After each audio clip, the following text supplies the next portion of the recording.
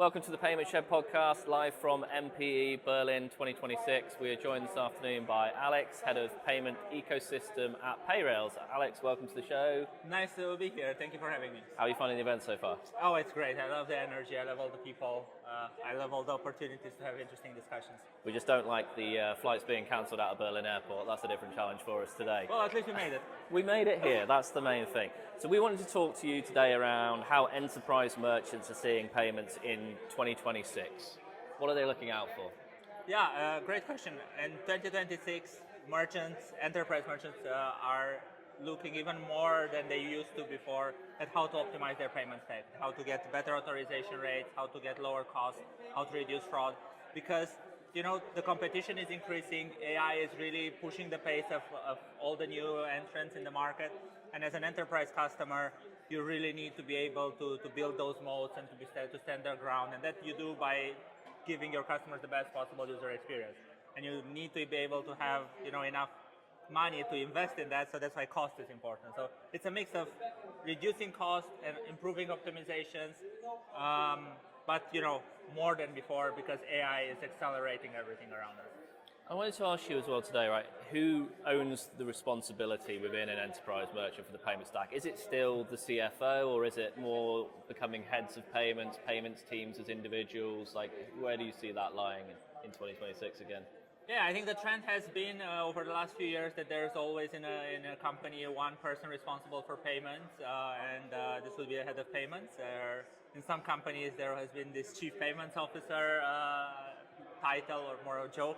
But the reality is that payments is becoming more important.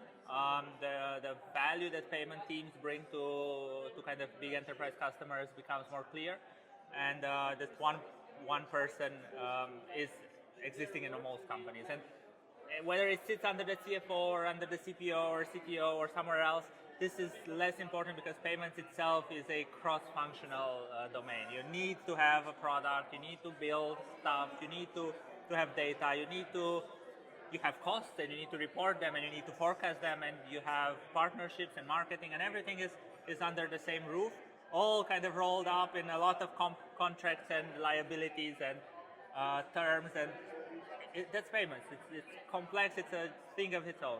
And you mentioned costs there, so I really want to ask you, do merchants truly know what they're paying today for payments? No, nobody has idea of what exactly they're paying. They have estimations, and some estimations are better than others, but the reality is most players in the environment don't know. Even acquirers don't really know, because the way the schemes are charging is very complicated. The scheme fees are charged monthly, quarterly for transactions in arrears. So it's very hard even for acquirers to figure out how much a transaction costs. And then there's different incentives, different kind of FX opportunities that the acquirers might take. So there's some sort of inbuilt intransparency in the system. So because of that, nobody really knows what they're paying. And the better you can approximate what you're paying and the better you understand, then the more opportunities come up to optimize. But if you have no idea what you're paying, then I got this money on the account and that's it. And how do you guys work to assist customers with that challenge? Yeah, we have two ways of doing it. One is we have built a product where we're taking the different settlement files from the various acquirers, and we're able to look into the fee reports and try to make sense of that.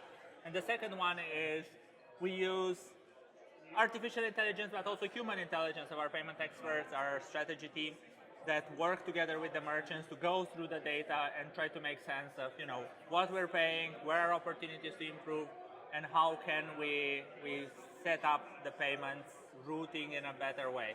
That's really hard. Yeah, and that's great to assist. I think there's this notion that interchange plus pricing was a silver bullet, but actually the reality is it's still very, very hard to understand, right? Yeah, reality is that interchange plus is just three blended fees on top of each other that are all kind of approximations. At least the interchange and the scheme fees. In Europe it's relatively easy because the interchange is capped, so everyone is charging the most they could. Reasonable. But the scheme fees nobody really knows, so it's kind of like a blended fee.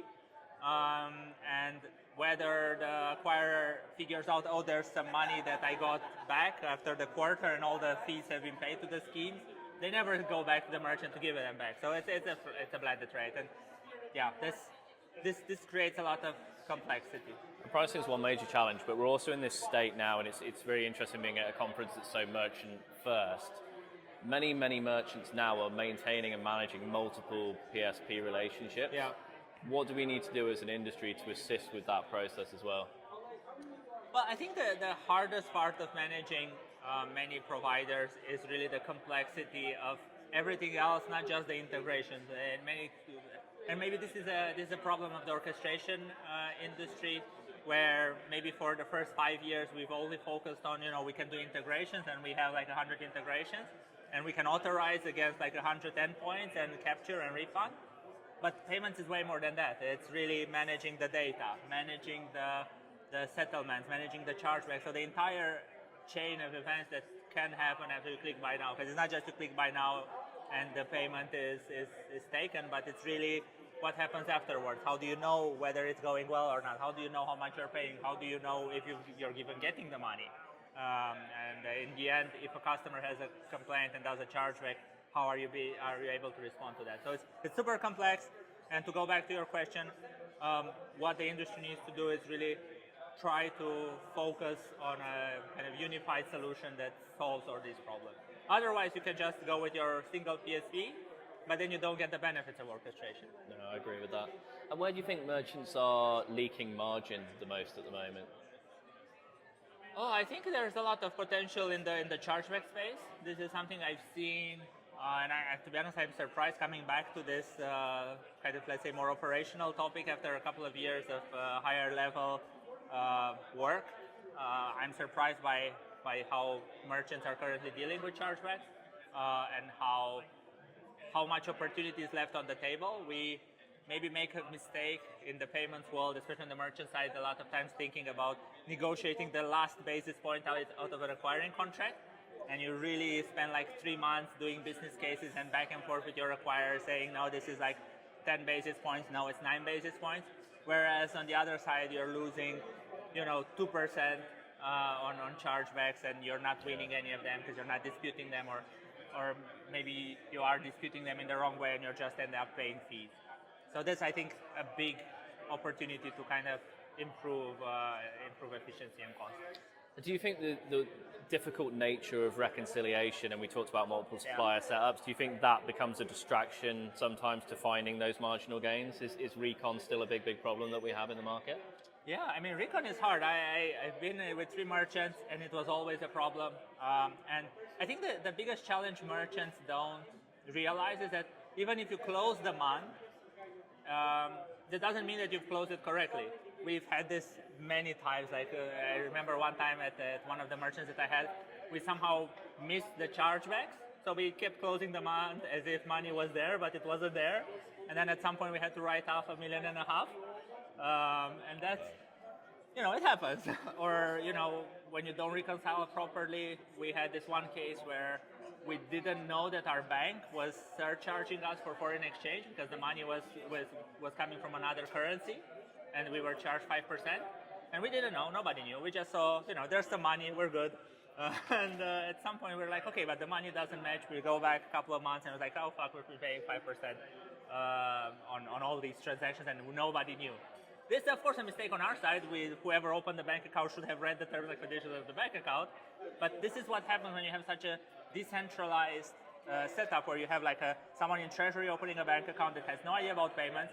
You have somebody in payments signing an acquiring contract that doesn't really know what the contract is. And we all thought, yeah, I'm processing payments, it's great. And the other guy's like, yeah, some money is coming. And then the accountants were like, I don't know, I see some orders and I see some money, I hope it's good. And because of the FX, you couldn't really tell whether it's good or not, and you would always say, oh, it's maybe fluctuations. But over a longer period of time, you realize, oh, $500,000 is missing. That's mad. Yeah. So then how do we build that reconciliation piece in as a part of the actual payments layer moving forward? Yeah, I mean, what you need to do is really be able to account on the transaction level for all the money. I need to know, like, if I have 100 transactions today, I need to know that each individual transaction has been paid off, and I need to pay it out to us, and I need to know that each transaction got the right amount. And a lot of times mistakes happen, right? Sometimes it happens that you have maybe mismatches in the statuses, maybe a partial capture or a partial refund, something that goes unnoticed. and you miss these small things here and there. But these small things, if they aggregate, like in my case that I had before with the 5% FX fee, 5% is not a lot on one transaction, but on all transactions it's huge. Adds up. And that's what you need to do. You need to look at all the orders and try to match order by order and have the guarantee that everything that has been sold, money has been received for. Because otherwise you can't really close the month credibly. And especially if you're a bigger company, if you have like investors, if you're public, God forbid, and you make mistakes in these accounting practices, then you're going to have a bad day. Yeah. Now, we're at MPE in Berlin. We ask all of our guests at these events, why is this such an important part of your events calendar in the year? For me, it's because of the people. It's such a great energy to be able to come here and talk payments the whole day with people that are equally excited about this obscure industry that people outside of this building have no idea about. So this for me is the best, that I have discussions like the one we're having even now. It's really the people. Yeah, no, I like that a lot. So the final part of our interview, everyone that comes on the Payment Share podcast, we have a final section, the Shelf of Shame, where we ask you to nominate something in the world of payments and fintech, really grinds your gears. If you could get rid of it forever, what will you bring to the table today? Oh yeah, the chargeback process. I love chargebacks. I think chargebacks are beautiful. I've never heard someone say that before. Yeah, I think they are really beautiful because chargebacks are the reason consumers pay online. Chargebacks give you the confidence to try any website that accepts, Visa, MasterCard, Amex, whatever, because you know that in case it's a fraud, you're going to get your money back. In case the merchant doesn't behave nicely, you can get your money back. So it's a really important tool of building trust, and this is what payments about. But on the other hand, the process is quite complex, and maybe the process is fine, but the way the merchants and the PSPs implement it is really a nightmare. Like, I've talked in the last 6 to 8 months since I've joined Payrails with probably 30 merchants, and a lot of them have this very complicated manual process where they get data from all the acquirers in different formats. They try to get data from the backend. They try to create these dispute files, which are a PDF. And you need to really take care about the PDF, because on the other hand, and this is what really blows my mind, on the other hand, there's also a person. I always tell my team that the main way we're going to build a good product in chargebacks is if we create the best representment file, so that the old lady reading it on the other side of the screen can understand what we're talking about. If you're just creating some nonsense and sending it there like we don't agree with the chargeback, she's going to be like, yeah, this is my customer, or this letter that doesn't mean anything. So the clarity of communication needs to be important. And the whole process is broken. And I'm hopeful that with the product that we're building and the other products in the market, and hopefully the issuers will start being able to automate a bit on their side to improve accuracy, right? And to make sure that they also adhere to the scheme rules. Yeah. We'll be able to help all the merchants and all the consumers, because in the end, you want the consumer to be happy. Even as a merchant, I don't want to win all the chargebacks. I want to make sure that the consumers get the best experience. I think it's a great one. We've had chargebacks before, but that was more chargebacks just as a tool in general, whereas I think yours is more the process behind them. The notion of why the chargeback exists is still a good thing, but let's fix the process and make it easier to manage from both a merchant and a consumer point of view, right? Yeah, Brilliant. exactly. Well, I've enjoyed this conversation a lot, Alex. Thank you very much for joining us on the show today, and enjoy the rest of your event. Thank you so much. Thanks for having me here. Love talking to you all.